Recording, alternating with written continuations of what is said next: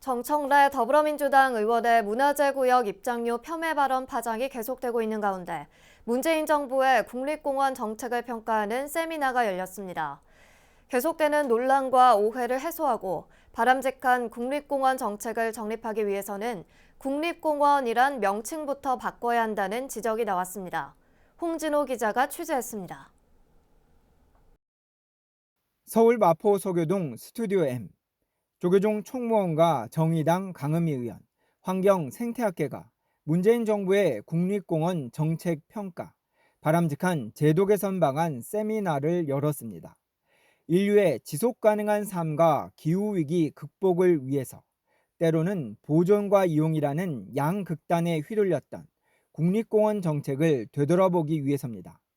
인류의 지속 가능한 삶을 영위하는 데 필수적인 자연 환경 보존과 관련된 정책이 어느 때보다 중요한 시대가 되었습니다.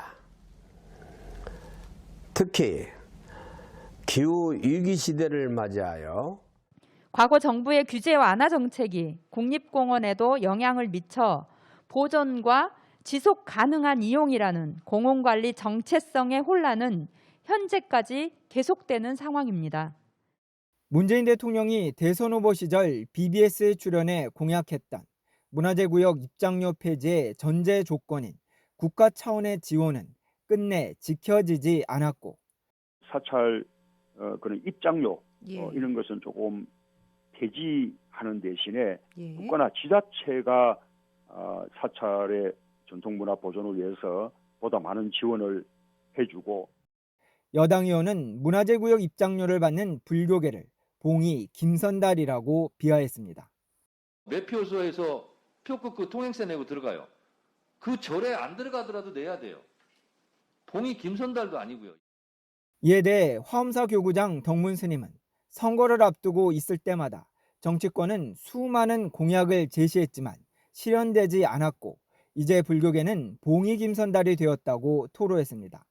논란의 근저에는 국공 사유지, 특히 사찰 땅이 국립공원 전체 면적의 7% 이상이 됨에도 국가가 국립을 표방했기 때문이라고 지적했습니다. 국립공원 내에 여러 등산로가 있음에도 사찰 소유의 길을 내어주지 않으면 봉이 김선달이 되기에 우선 명칭부터 국가 자연공원으로 변경해야 한다고 제안했습니다.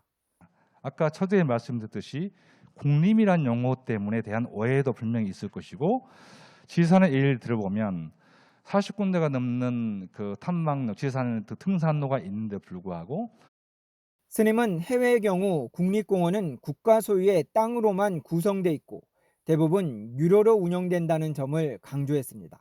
무엇보다 국가공원청 내 자연문화유산을 관리할 전문부서를 신설해야 해묵은 논쟁을 종식하고 인식전환을 이룰 수 있다고 밝혔습니다.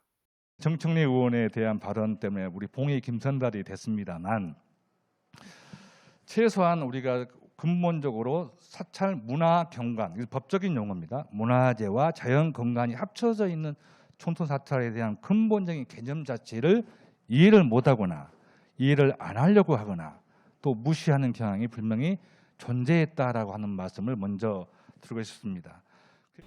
내년 3월 9일은 제20대 대통령 선거일입니다. 이번 세미나에서 나온 제언들이 각 정당의 대통령 후보들의 공약에 반영돼 제도 개선으로 이어지기를 바랍니다. 스페이스 M에서 BBS 뉴스 홍진호입니다.